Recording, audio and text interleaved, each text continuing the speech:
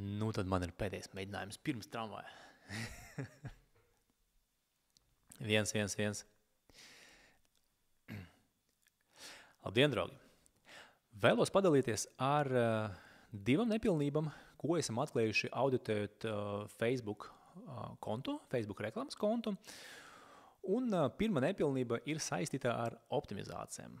Tad esam pamanījuši, ka ir izvēlēta trafika optimizācija, kas pats par sevi nav nekas slikts, bet uzprasot klientam, kāpēc tika izvēlēta tieši trafika optimizācija un kāds ir bijis kampaņas mērķis, ko uzņēmums vēlēs panākt ar šo reklāmu, un tad esam saņemuši atbildi pirkumi. Kas ir diezgan dabiski, tas normāli, kad e-komercija vēlas saņemt pirkumus, reklamējoties Facebooka. Un tad šajā brīdī mums bija uzreiz skaidrs, ka vajadzēja izvēlēties citu optimizāciju, nevis trafika optimizāciju, bet purchase optimizāciju, kas ir orientācija uz pirkumiem. Ja, ir tāds viens noteikums, kas var skanēt sekojoši, to, ko tu uzprasi Facebookam vai paprasi Facebookam, to arī dabūji. Vai ne? Paprasi trafiku, saņemsi trafiku, paprasi pirkumus, saņemsi pirkumus. Tiesa gan Facebook, protams, negarantē pirkumus absolūti, bet Facebook, ja tu prasi viņam pirkumus, Facebook orientējas uz citu auditoriju. Ja? Tad Facebook diezgan daudz redz visus cilvēkus, ko mēs darām internetā, un tad viņš redz, ja mēs ejam uz kaut kādiem konkrētiem portāliem, mājaslapam, apmeklējam interneta veiklus, pētam konkrētus produktus, liekam groza nepērkam varbūt, un tad to visu ļoti labi redz Facebook. Un tad, kad mēs prasam, orientējas lūdzu uz šādu auditoriju, tāpēc, ka mēs gribam pirkumus. Ja? Mēs gribam pirkumus, un tad Facebook orientēsies uz šādu auditoriju, kas ir siltāka. Un tā bija pirma nepilnība, ko esam konstatējuši, un tad tieši to arī ieteicam uzņēmumam pamainīt, ja? No trafika uz purchase. Otra nepilnība bija saistīta ar kreatīvu materiālu izmantošanu. Uz vienu auditoriju bija tikai viens kreatīvais materiāls, viens reklamas baneris. Tas ir kritiski maz, un tas nav pietiekami, lai mēs vispār varam runāt par efektīvu reklamas kampaņu Facebookā vai Meta. Izejot no pēdējā vairāku gadu tendencam, tad to materiālu skaits vai dažādība, kas ir nepieciešama reklamas kampaņai, neierobežojas ar 2, 3 vai 4 kreatīviem materiāliem.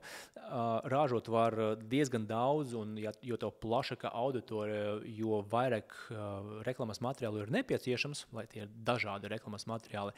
Bet mēs iesakam sākt vismaz ar 3, 5 reklamas baneriem dažādiem, lai mēs varam iedot uz vienu auditoriju, nevis vienu, bet dažādus reklamas banerus.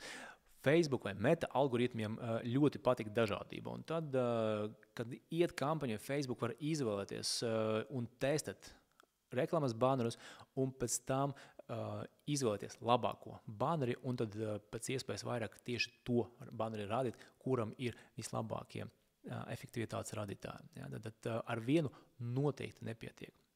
Un pie tam šajā gadījumā nav nepieciešams obligāti, lai tie 3 vai 5 reklamas baneri ir ļoti dažādi, vai ne, ar dažādiem konceptiem, pavisam dažādi un pavisam dažādi. Tas nav nepieciešams, jo ja jūs tik ieguldīsties, tad jūs terēsiet gan daudz enerģijas, gan daudz laika un tā tālāk. Pietiek ar to, ka jūs maināt kaut kādu vienu vai kaut vai vienu elementu.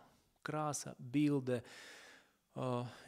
tekstu izvietojums, un tā tālāk. Respektīvi, kā jūs jau minēju, nav obligāti svarīgi, ka tie ir dažādi koncepti. Jā, ar laiku reklamējot, jūs vēlaties notestēt arī dažādus pilnīgi atšķirīgus konceptus, tas ir normāli, bet, lai uzsāktu jums arī esošajam konceptam vienam, jūs vienkārši varat mainīt kaut kādu 1, 2 elementus, un tāda veida jums jau ir baneru dažādība, un tad ar tiem dažādiem baneriem jūs varat sākt reklamas kampaņu uz vienu auditoriju 3, 5 variācijas, un šis ir ļoti labi, un tad Facebook jau redz to dažādību, viņš var justies brīvāk, viņš jau var izvēlēties, un tad kopumā tā reklāma mēdz būt efektīvāka, vai ne? Jo ar vienu noteikti nevajadzētu sākt. Un tas ir tas 2 nepilnības, draugi. Es ļoti ceru, ka tas noderēs, un Lai forša diena! Jā, tev!